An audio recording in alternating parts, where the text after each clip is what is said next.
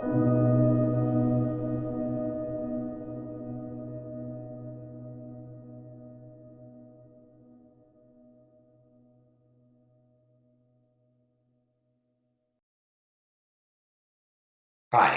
I'm Chetan Baweja, principal at BentallGreenOak and an avid and longtime supporter of the George Health Center for Children and Families. I was introduced to the center over 6 years ago and recognized immediately that this grassroots organization is making a very positive impact on children and families that take part in their mental health programs and services. The George Health Center is a leading children's mental health organization in Toronto. They serve thousands of children from infancy to age 18, together with their families each year, helping them achieve mental wellness. The wonderful world-class staff provide mental health services from prevention and early intervention programs to treatment services that include a community clinic, residential and in-home programs, and specialized day treatment classrooms for elementary and secondary students. They see a wide range of mental health issues from mild to very complex and are staffed by a multidisciplinary team of experts, including social workers, psychiatrists, and speech pathologists. The George Health Center is highly regarded as a center of excellence in children's mental health and is proud to be a teaching center for the University of Toronto. The demand for children's mental health services is increasing and unrelenting, yet the gap between what is required to meet the community needs and available resources is widening. As a result, children and families are left suffering and waiting for the help they so desperately need. I truly believe that children's mental health is an underserved area, and I'm passionate about helping the George Health Center in any way that I can to better serve the children and families out there that need our support. I'm so pleased you're taking time to watch this video. I hope you find it helpful, informative, and inspirational. This video can be utilized by people in any sector, so please feel free to share. And last but not least, thank you to my corporate sponsors who have shown a tremendous amount of support for the GHC. You truly help make the work they do possible. So thank you.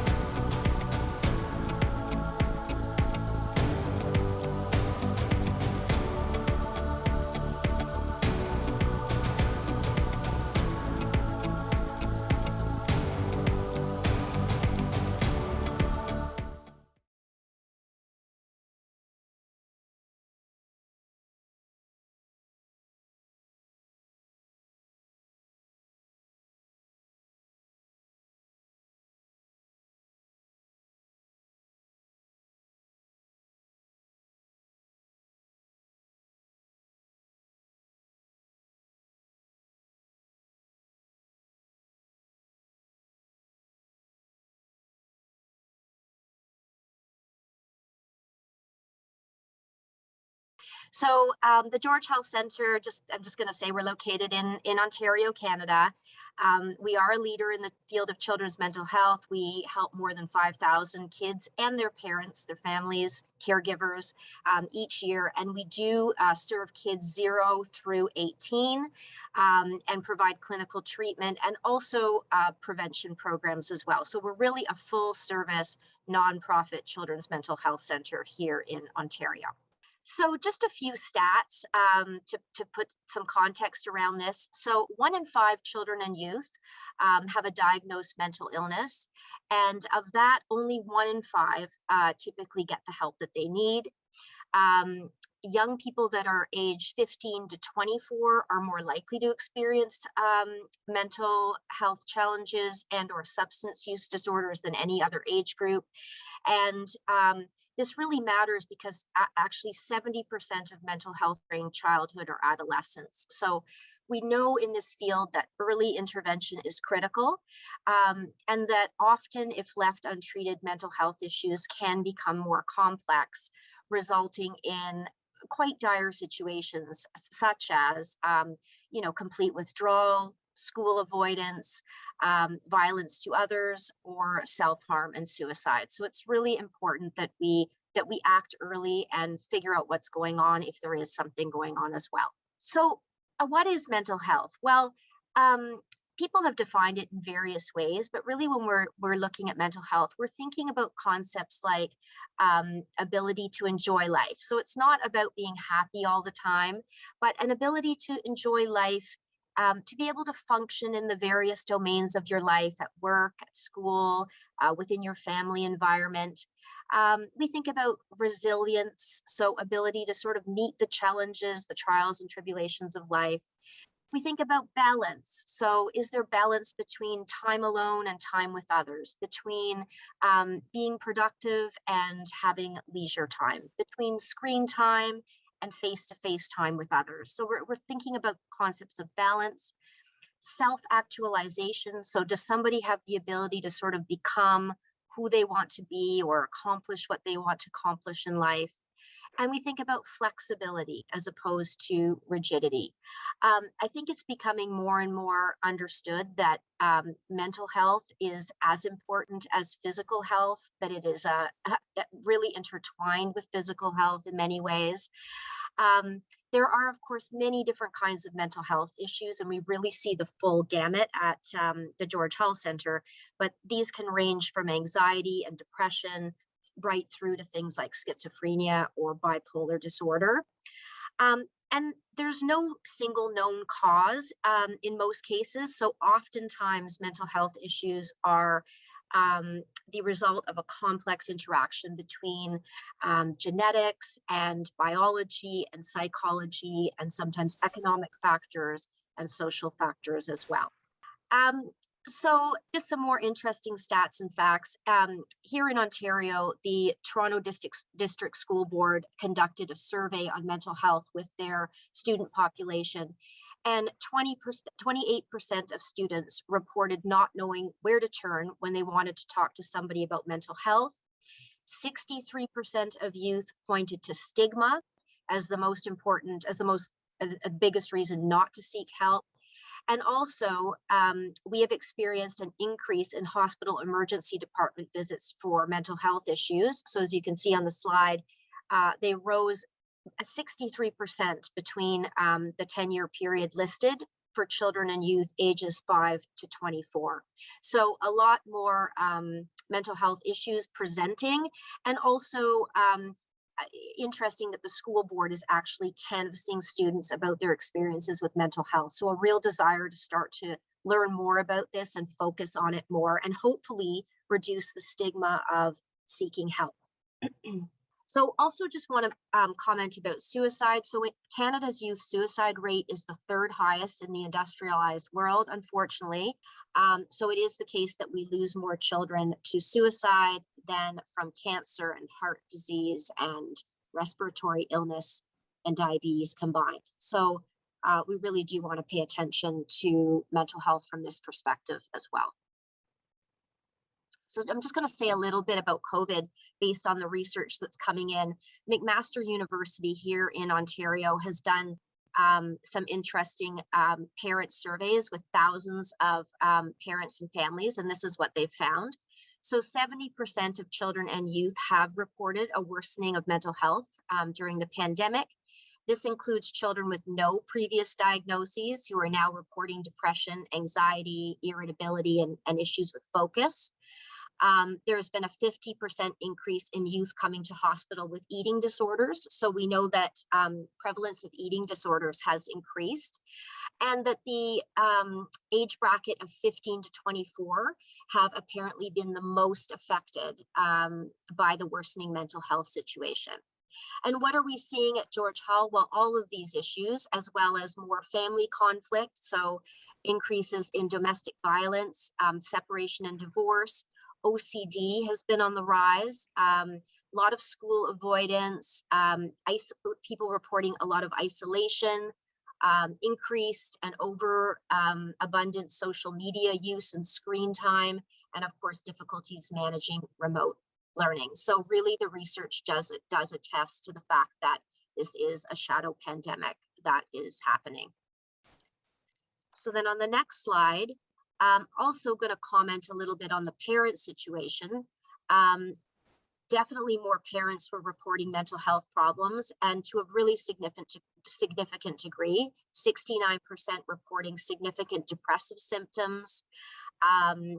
Many 30%, so about 1/3, reporting a lot of depressive symptoms for a bulk of their week, and a quarter reporting anxiety, making it extremely difficult to function, and about 50% saying they sought professional assistance for their own mental health. So I just want to say a little bit about why people call the George Health Center, and also say that I really highly recommend that you reach out to, or that anybody struggling with mental health concerns or wondering about their children's mental health, reach out for support. So people call us when they're worried about their children's behavior, maybe struggles in school, maybe conflicts in the home. When people call when they're feeling helpless or alone with these issues, sometimes people feel that while they could reach out to family or to the school or daycare, they feel that maybe those people don't get it. Maybe they don't want to impact their child negatively by expressing their concerns to the school. They worry about being judged elsewhere. People call us because they feel things are getting out of control and they can't cope. Sometimes parents are worried about their own mental health and how it's affecting their parenting.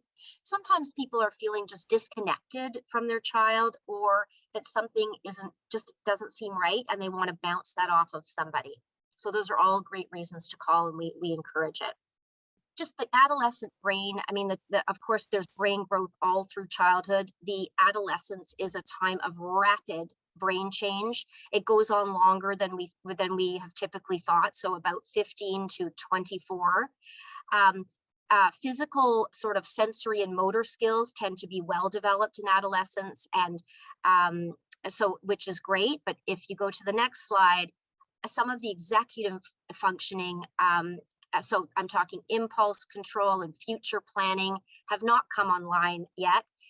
And are still maturing. And so it's sort of that combination of underdeveloped brain growth plus peers and risk-taking behaviors that can often contribute to risk during adolescence for developing mental health difficulties. I will also say that it's a good thing to keep in mind in terms of child development, that there are many exciting and good things about adolescence. There was a great book by Daniel Siegel about, I think it's called Brainstorm, about the adolescent period being a time of emotional spark and high emotional energy. It's a time we often remember quite emotionally ourselves, a time of social engagement and novelty seeking and creative expression, and sometimes bucking of authority that leads to neat ideas and regeneration. And I think it's important to think about childhood development, not only in terms of enabling you to think about, is there something off track or is this within the norm with your own child, but also when we understand as adults what's going on, and that part of this is about normal healthy development, it can kind of be easier to take some things ourselves that might otherwise be sort of difficult to put up with. And easier to sort of hang on to liking for our child and some positive views towards them, which is so important in the parent-child relationship. And the parent-child relationship is so important in terms of children's mental health. So that's why I kind of say all this stuff as a bit of a framework. So moving on. So many children and youth exhibit different moods and behaviors during childhood that can be very normal. And I just want to say that these include the ones on these lists, on this list. So getting significantly lower marks in school at periods of time, avoiding friends and family, outbursts of anger, changes to sleeping and eating, acting out and rebelling, drinking or using drugs, stopping doing things they used to enjoy, worrying a lot or having mood swings, um, either obsessing with appearance and weight or not being concerned with appearance at all, lacking energy or motivation, increased risk taking, and feeling very down. So, all of those things can be a part of typical child development. So, I just want to sort of put that out there. And then on the next slide, when to pay attention. Well, we look at intensity. So, are these things really, really intense? We look at how long do they persist? Do they persist over long periods of time? Are they inappropriate for the child's age? Or are they a sort of a more normative thing for an age and stage? So is this like a 8 or 9 year old intensively rebelling, or is this a teenager rebelling, for instance? And do the behaviors interfere with the child's life? How's the child doing at school? How are their family relationships? How are they doing with peers? We want to sort of look at that overall picture. So again, unfortunately, there's no laboratory or imaging test. And mental health problems do range from subtle to obvious. So we really have to rely on things like verbal communication. So speaking with our children and youth, observing their behavior, observing appearance and dress, and also key informants. So what is the school observing? Something that's interesting is sometimes peers have a gauge on whether something's off. So sometimes peers are not sort of concerned at all, and sometimes they are concerned in it. And when peers get concerned about a child, that can really be a flag. And so it's good to sort of look at and think about it, sort of being a detective to figure out what's going on with your child. You want to think about their thoughts. So what are they thinking? Their feelings, how are they feeling at different times, and also what are their behaviors? What are you observing? So all of those things are important and relevant. And then again, I think this sort of says what I've said, which is how often, how intense is this? A change from the baseline, from the child you knew at a different stage, or is this sort of part of your child's general temperament over time? And are there high risk, or of course, high risk things happening, or safety concerns? And those are times when you may want to seek assistance. So then, very importantly, what can you do if you're concerned about your child's mental health, or if you're wondering whether there's a mental health issue? So the first thing is listen to your instincts. You know your child well. Listen to your gut. Also, don't be isolated. Speak if you can. If you can reach out, it's good to do so. We're social animals. Speak to family, speak to friends, read and educate yourself about normal development and behavior, and then use observable behaviors to help you decide what action you need to take. So one suggestion is to note the behaviors that concern you, especially those that may be more intense or long lasting, and then speak to your child about your concerns. So we recommend picking not like a whole long list, but maybe a couple of concerns that you're sort of particularly noting, and try and ask your child what might be happening for them, and then listen. Listening is very important. I'll say a little bit more about maybe how to do this, but here we say listen. Try to listen uninterrupted for 3 minutes, and then let your child know that you'll help work out difficult issues together. You don't have to fix it all or solve it all immediately, but just sometimes don't underestimate the power of just talking about it. So just getting it out of the child's head and just having the two of your minds together, just even knowing about the problem can go a long way towards helping. So it's just connection versus isolation is so important for mental health. And then reach out from there. You can arrange to meet with a professional, speak to your family doctor or mental health professional, and just trying to remember it really does take a village to raise a child.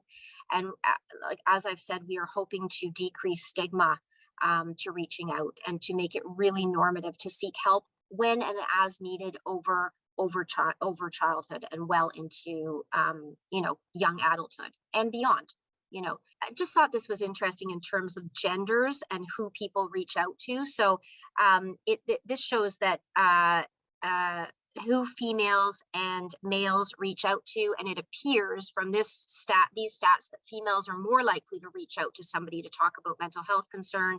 It looks like everybody seeks friends in bulk. Many people speak to nobody about mental health concerns. We have about 10% speaking to family, really quite a small amount speaking to professionals. So that kind of gives you some idea of where people are going to talk about their mental health concerns.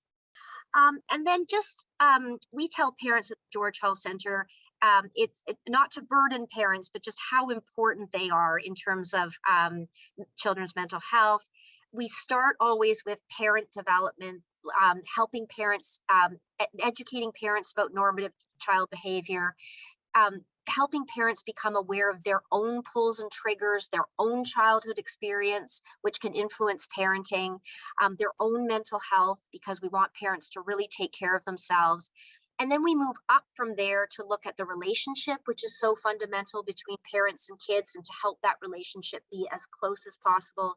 We move up to discipline. So we look at the two hands of parenting, connection and correction. And then often changes in those areas lead to changes generally, which is at the top of the house. So I'm not meaning to say that all mental health concerns are helped this way, but this is an approach that gives a good, firm basis for good mental health and for dealing with whatever mental health issues come about. So we really put a lot of time and attention on this. So wanted to say, in terms of the two hands of parenting, connection is very important. And when we're thinking of thoughts and feelings, we have an acronym that helps us think about how to speak with kids, and what leads to emotional safety for someone to open up about their thoughts and feelings. And the acronym is PACE. It stands for playfulness, acceptance, curiosity, and empathy. And it's really what allows somebody to open up and really tell you what they think and feel. If they know that all of their thoughts and feelings will be accepted and not judged, that you'll be curious to know what they are thinking and feeling, and that you'll try to have empathy, a felt sense of their emotional state, it really enables children and people generally to open up to you. And so this is the stance we take as therapists, and we encourage parents to take. So it's not about fixing or lecturing or problem solving. Actually, a lot of the sort of fix and understanding of what's going on in a child's inner life is just going to come from speaking to them with this sort of attitude. It's easier for parents to do this if they had this done for them when they were a child, if they sort of had a parent speaking to them with this type of approach. And you don't have to be a robot or a saint and do this all the time. About 30% of the time has been correlated with good secure attachments and good emotional regulation. So I think I'll leave it with that just in terms of time today, but because connection and understanding your child's thoughts and feelings is so important and fundamental to mental health, I did want to say this. Also, it helps a child get to know their own inner life, which helps them understand themselves, which is all to the good as well. So the other hand of parenting, we've got the connection hand, which is thoughts and feelings, and then we've got correction, which deals with behaviors. So this is all of the discipline. We view discipline as teaching. There are certain things that makes discipline more effective, being clear and consistent, and having reasonable expectations, and not taking it personally, so important. Few words when disciplining. Lectures don't tend to be helpful. And then also just want to say that conflict is inevitable and healthy. It's necessary for development. It helps kids learn that others have a different perspective. It helps them learn how to compromise and repair. Repair is such an important part of mental health. So knowing that we can disagree with someone, and the relationship will still outlast that, that we can come together again, that we as parents can say we're sorry if we are, and that we can also reach out to the child, even if it's the child's fault. We don't have to own it as parents if it's not our fault, but to reach out to say we still love the child. is so important and keeps that communication and dialogue open, and also leads to good emotional regulation. So it both helps mental health, and it will help you understand your child's mental health as well, and get them help if they need to, and kind of the right type of help for what they're experiencing. So just in conclusion, just remember, humans are born hardwired to seek connection and community for survival. We are born with that as an innate instinct out for help. Nobody, a lot of times people, it can be hard to understand, like, oh, like now I've had a realize that this is a real thing. So sometimes until we've experienced it, it seems sort of foreign, but nobody's immune over the course of a lifetime. There's no dumb questions. Mental health is health. We should get help just as we would for a physical ailment. There is support available, and early intervention, as I've said, is key.